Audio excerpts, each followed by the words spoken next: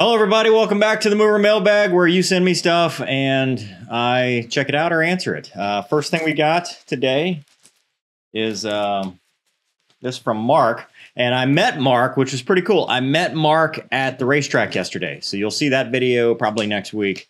I did a track night in America using Doug's car. So I didn't bring the 01. And mostly, I'm still scared. I don't know. Maybe I'll do another track day with the vet.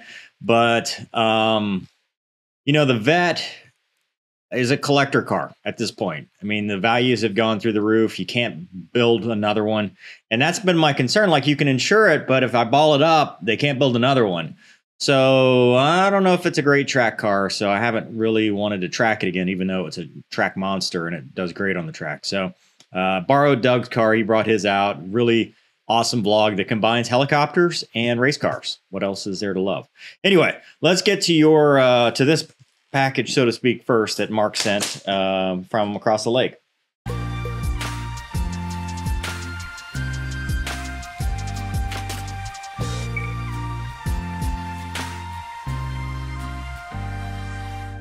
And this says, "Hey Mover, after you seem to enjoy receiving the Viper model I sent you last year," which I did, it was awesome.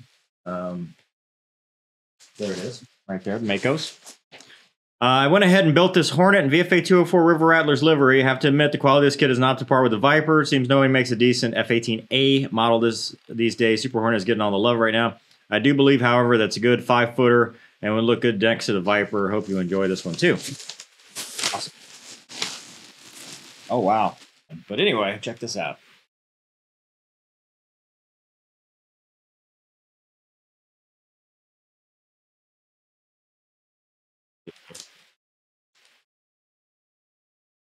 Cool.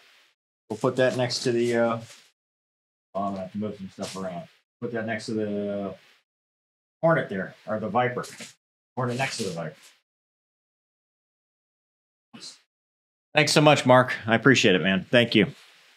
That's awesome. It was nice meeting you, too. I can't wait. We'll show that video here in a little bit. All right, let's get to your emails. All right, first one comes from Andrew. Currently an active duty Marine officer in aviation C2 MOS with a TAOC, and I'm in love with military aviation. My ES is coming up, and I'm in position myself to be competitive in the Guard. I've already started working on my PPL. My first question, is it possible to go to UPT as a prior service officer? Yes, plenty of people have done it. Spoke to an active duty officer recruiter, and he bluntly told me that it's impossible to fly active duty as prior service. That's dumb. I'm only an E02, so it's not like I'm a major trying to go to flight school. Undergrad GPA isn't great, 3.0. That immediately put me at the bottom of the barrel. Well, it depends on what your other scores are. Whole person concept. Now they're going to look at your OPR, your performance reports. They're going to look at all the stuff you've done active duty. GPA is not going to matter as much as kind of your how you've performed in your actual job and what the unit thinks of you, especially if you're going Guard Reserve. Have you ever heard of Air Force ABM switching over and becoming pilots? Yes. Roughly do what ABMs do in the Marine Corps. And I know it's very helpful, that C2 knowledge flying around even in the Cessna. That's it for my questions. I don't think of anything that would medically disqualify me. Yeah, make them tell you no. And don't trust a recruiter to tell you no. Make somebody who's actually in a position to make the decision tell you no. Good question. All right, Gabriel asks, my son, who's very interested in becoming a fighter pilot, wanted to ask you your opinion on which ROTC program is better for future pilots, Navy or Air Force. It depends. There's no good answer for that because, you know, if you want to fly from a ship, go to the Navy. The odds are less likely for you to become a fighter pilot just because they have more non-fighters, helos, stuff like that. The Air Force, you know, I mean, yeah, there are more fighters and there's more opportunities, but it just depends. I mean, you just got to pick which one you like. Look at the missions, look at what each one does, and then make your decision based on that. So just you have to break down what your ultimate goal is, but be happy serving your country and, you know, do the best you can with whichever one you choose. All right, my name is Joseph. I'm a flight instructor in Indianapolis with 800 hours. Ever since I was about 3 or 4, I've been fascinated with the F-16. Yeah. Some of your videos have kept the dream of one day fly alive. I've also been interested in serving my country in the armed forces, but when I got glasses at the age of 11, I was told I could no longer fly. I have a very mild prescription, also mild astigmatism in my left eye. Do you think it would be possible to work at getting a National Guard flying spot? Yes. What would be the best course of action for me to try and pursue if my dream is to fly a fighter for my country? I do not have a degree yet, but I'll pursue my degree in aviation science after I begin flying for a local regional. Get your degree. Go, makethemtellyouno.com, do your research, do your homework, and start rushing units. And if they like you, they'll hire you. I mean, it's really, that's what it is. Make them tell you no. It's on you. You have to do the legwork, but yeah, absolutely. I think you got a shot. I mean, unless, your vision is unwaverable, in which case you don't, but odds are it is waverable and you will be able to at least attempt to get hired by a unit. There we go. Here's another one. Good morning, Mover. My question is, after completing 4 years as an officer in the Marine Corps, paying for PRK eye surgery, and earning a private pilot's license, is it possible to apply to the Air Force Reserve, Navy Reserve, or Air Guard for fighter pilot opening? Yes, no, yes. Navy Reserves does not send people to pilot training. You have to already be a rated aviator or usually qualified to go to the Navy Reserve. So Air Force Reserve, yes. Navy Reserve, no. Air Guard, yes. Currently an officer applicant in the United States Marine Corps. My officer selection officer is able to offer me a ground contract to go up for a recent officer candidate selection board this November. After speaking with a couple of candidates, Marine pilots, and some mentor advice, the only guaranteed route of going to flight school is to have PRK and wait 6 months and then reapply. The problem I perceive is time. I'm 26 years old. That's not old. Marine Corps is all I ever wanted. I fought 2 hard, long years to secure a medical waiver amidst the pandemic and finally got approved. That's cool. Congratulations on that. The fact of waiting another 6 months certainly is a massive concern of mine, and I feel the pressure of time against me. Currently, don't make enough money to justify PRK unless I absolutely know for sure to get a contract and selection, or I would need an age waiver. What's the Marines? The Marines aren't the same as the Navy at 32. I don't know the answer to that one. The Navy's 32, so you got time for that. Additionally, if the PRK surgery were to go awry, I'd be disqualified for sure for the Marines completely and have to spend more time and money to correct the possible implications. Is the route of Marine officer with corrected eye surgery later and private pilot's license to the Air Force Reserve a pipe dream or possibility? It's a possibility. Not as good as if you got hired right now, but it's a possibility. Thanks for all you do for your country, or our country, your community, and many aspiring pilots out there. Thank you for reading my email. Yeah, it's a tough one. To me, I say go the most direct route, get the PRK, and then apply for your Marine pilot slot. But I don't think you're as age critical as you think you are. I'd have to look. I don't know the answer. The Navy's 32. Usually the Navy and the Marines have the exact same rules for everything, but you're definitely not age critical for Air Force Reserve or Air National Guard. So with that in mind, to me, do everything you can to just start out, because while it's possible, I think it's less likely than if you just started from off the street and got hired and went to pilot training and all that stuff. So that's my advice, is to get everything you need done to put yourself in a position to get the pilot slot now. But otherwise, keep at it. Make sure your scores are good. Make sure your grades are good, and make them tell you no. I'm going to keep saying that. Make them tell you no. Let's see. Good morning from Maine. I appreciate your efforts. Podcast with tremendous content, both humorously entertaining and informative. I've been an aviation nerd since I could stand upright. In fact, my uncle flew private jets for 30 years and would occasionally take me with them. Proud to say I'm in the minority of folks who took a ride in a corporate jet for nothing more than once, Hawker 700 specifically. Questions are, have you thought of moving into corporate to fly Falcons, Gulfstreams, or even larger Citation models? No. I'd be curious to hear your take on those planes. I think they'd be awesome to fly. I have no interest in corporate aviation. I mean, airline flying was enough of a departure from what I like.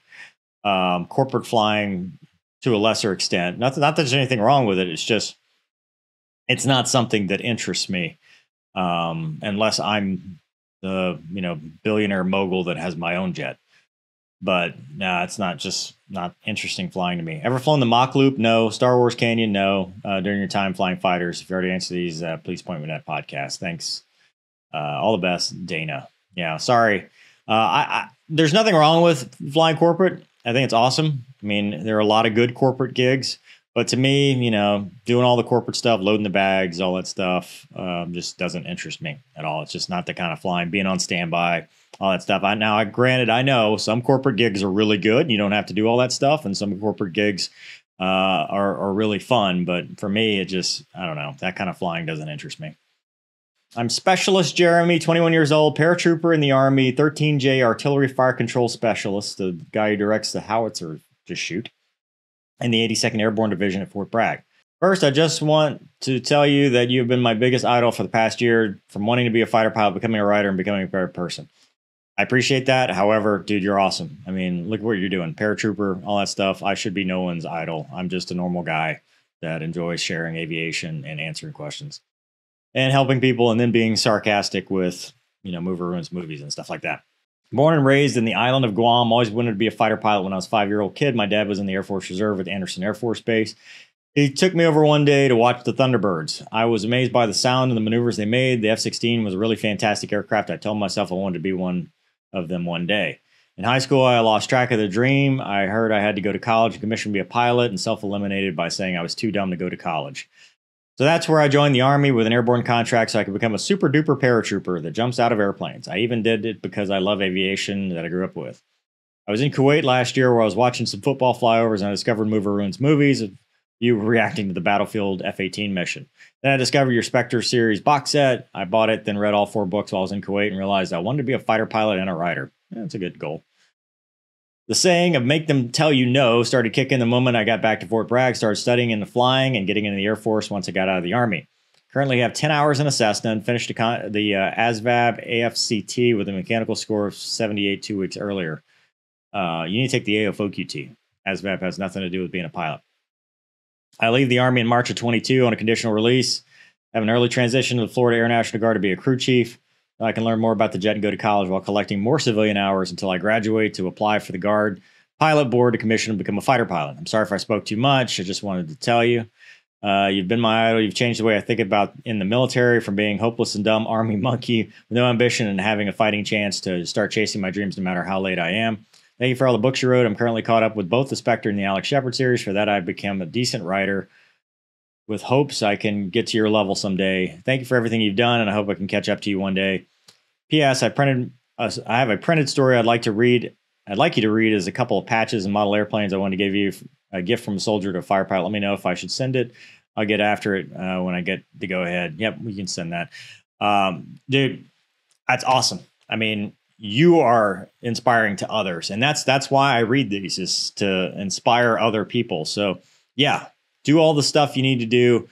Don't give up. Make them tell you no. Put yourself in a position to succeed. At the end of the day, you know, we are our own worst enemies. We're our first obstacle to success. So if you can get past the self-doubt, you can achieve a lot of stuff. So that's awesome, and I hope you accomplish your goals and achieve your dreams. Thanks for the email. Okay, this last one is from Dylan. I've been interested in the Air Force as a pilot, hopefully fighter, for a while now. I'm a senior in college majoring in aerospace and mechanical engineering, and while I still have to think it over, I may possibly apply for a pilot slot through OTS within a few years of graduating. Dream of mine is to become a fighter pilot and then become a test pilot for a while now. But now, to get to the point of this email. This isn't something I really thought about before, but has been on my mind for the last year. With the climate of the military today and the leadership currently in this country, would you still join the military if you were a younger guy like me? I'm sure the Afghanistan mess, how the pullout was handled, and been weighing on the minds of a lot of veterans, currently military members, as well as people like me who are thinking about joining. And on top of the members being forced to take the vaccine when it isn't FDA approved and only took a year to develop. Recently, I've seen a lot of articles about hundreds of Navy SEALs refusing to get the vaccine, being told they would no longer be deployed if they refused. Honestly, makes me sick that they and all other military members are being put in that position. All of this combined with a few other reasons just make me think a little more about my possible future decision. I know joining the military is about serving your country, but at what point does that lose its meaning? 13 U.S. service members killed in Afghanistan during their pullout died for their country due to the negligence of higher-ups. Do you think this country is heading in the wrong direction as far as the military goes? I know you don't like to get political in the channel, but I just wanted to hear your perspective on things. So if I had to do it all over again, would I do it in the current climate? Yes, I would. Politics aside, because that's an entirely different discussion. The experiences you get, the friendships you make, the I'd say it's rewarding knowing you're serving your country. I mean, it's just like, this is not the first time, right? Vietnam, I've had Vietnam vets on the channel and stuff like that. You serve, what ends up happening is you serve for the person next to you. You know, that brotherhood that you create, brothers and sisters, boys and girls, kind of transcends the political boundaries. And so, you know, it really doesn't matter so much, you know, what's going on, but you're serving your country for the person next to you. Now, is it different? Yeah. Is it more difficult? Yeah. It's not the same as it was when I started, and it's not the same as it was when some of my mentors started. It's a different military. But I still think you're going to get, you know, some of the best training in the world, fly some of the best aircraft in the world, and be with some of the best people in the world. Very intelligent, very motivated.